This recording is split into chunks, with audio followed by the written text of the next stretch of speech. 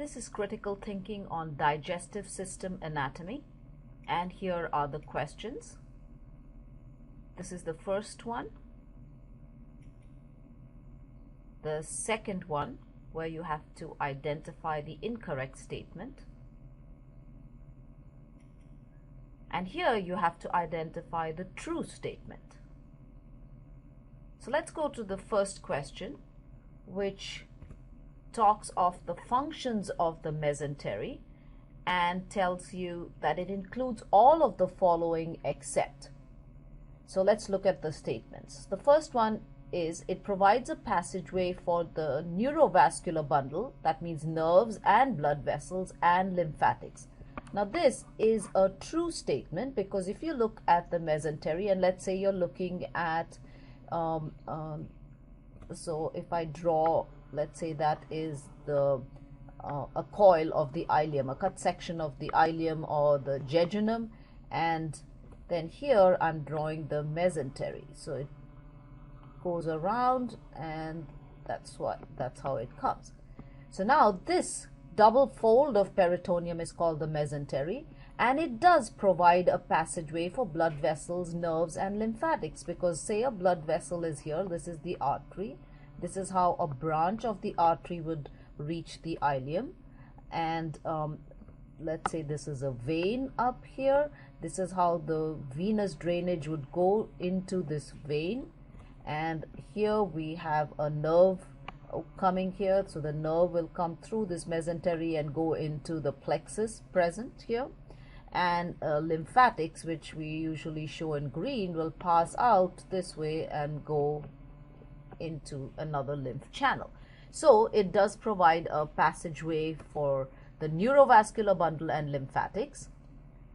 Then the second statement is it compartmentalizes the peritoneal cavity. One of its functions is to compartmentalize the peritoneal cavity, and this is also true because in certain areas you see, because of the presence of mesentery, you have different peritoneal cavities, and just here you can see that there is a cavity above and then there's a cavity below, and in the peritoneal cavity you have different compartments which are known as lesser sac and greater sac, so it does do that. So this is a true statement. The third one, provide mobility to organs. This is also true, and again from this picture you can see, because it is hanging through this long curtain, you can see that the ileum can move either way. It's capable of moving because it's suspended by this mesentery. So it does provide mobility to organs. So all organs which have a mesentery are mobile. So that is true. And the last one, which says increase glandular secretion. Now this is the false statement, and hence the answer to this question, because you can see there is nothing in the mesentery which would cause increase in glandular secretion. The glands are present in the wall of the ileum and they secrete here. So the mesentery has no connection to that, so hence this is not going to do that. So this is the right answer to this question.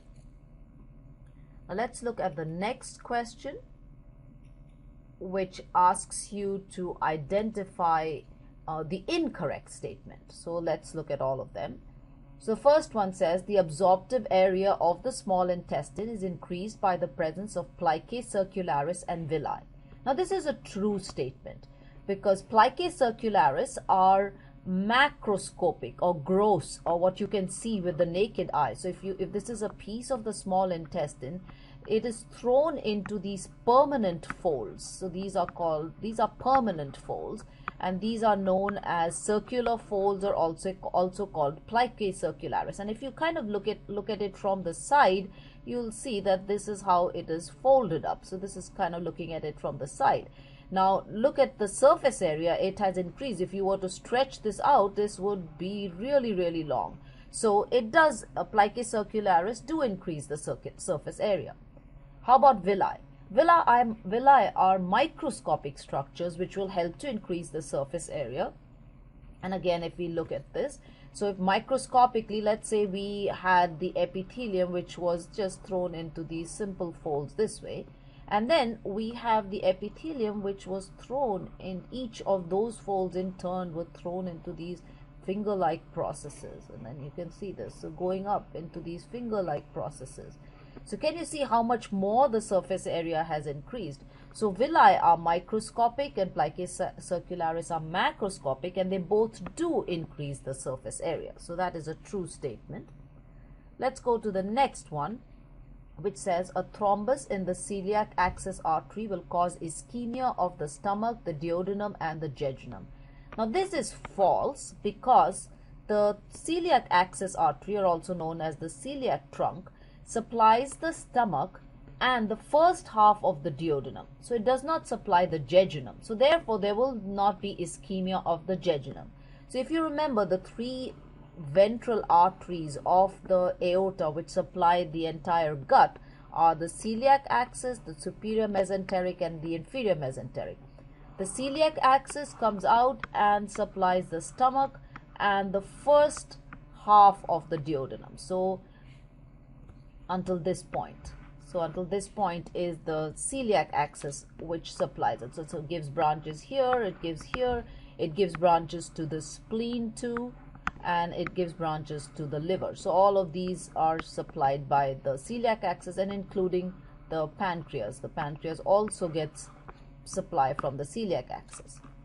The second one is the superior, so this was celiac axis. So second one is superior mesenteric. This supplies the second half of the duodenum. So this is the second part of the second half of the duodenum. The first half is by the celiac axis. The second half of the duodenum, the jejunum, the ileum, and going up, so the jejunum, the ileum, the coils of the ileum, then it goes up to the ascending colon, including the appendix, and then the right 2/3 of the transverse colon. So this is a little bit of a messy figure, but the right 2/3 of the transverse colon. So from the second half of the duodenum to the right 2/3 of the transverse colon is through the superior mesenteric.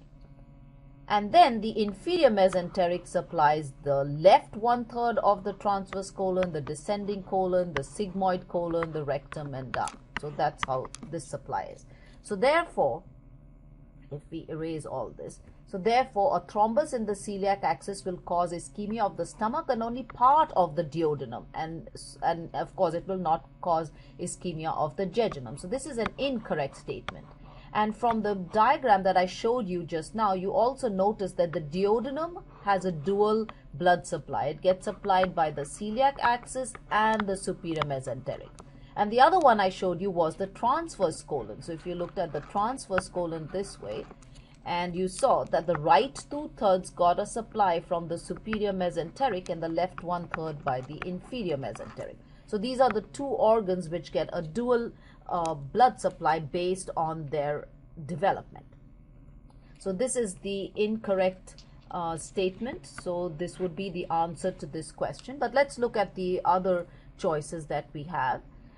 It says the branches of the vagus nerve reach the nerve plexuses in the ileum through the mesentery. Now this is true because one, the ileum has a mesentery, and we just looked at the previous question where we saw that if this was the ileum, the wall of the ileum, and this is the mesentery which surrounds it, and we saw that how the nerve plexuses, how the nerves reach the nerve plexuses through the mesentery. So the vagus is a nerve which supplies most of the gastrointestinal tract until the right 2/3 of the transverse colon. So it comes through the mesentery and then goes to synapse in the mesenteric and the Meesner's plexus, which are present. The Meesner's in the submucosa, the mesenteric in the muscularis externa. So therefore this is a true statement. And let's look at the last one. The functions of the mucosa include minimal local surface movements but not generalized bulk movements of the entire organ. So this is also a true statement, because if you look at the 4 layers of the gastrointestinal tract, you can see that the first layer is the mucosa, which consists of the epithelium, and then we have the lamina propria, and then we have the thin muscularis mucosa, also known as muscularis interna, which consists of inner circular and outer longitudinal. Then we have the submucosal layer. So all this area is the so this is the mucosa, this is the submucosa, Then here is the muscularis externa, inner circular, outer longitudinal, but a much thicker layer. And then lastly, on the outside, we have the serosa or adventitia. So this is the serosa, this is muscularis externa.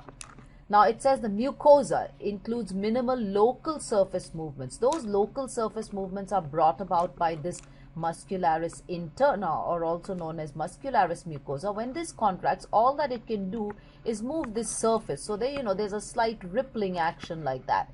It cannot cause bulk movements of the entire organ. That can only be caused by something which envelopes the organ on the outside, and that is done by the muscularis externa, which is this one.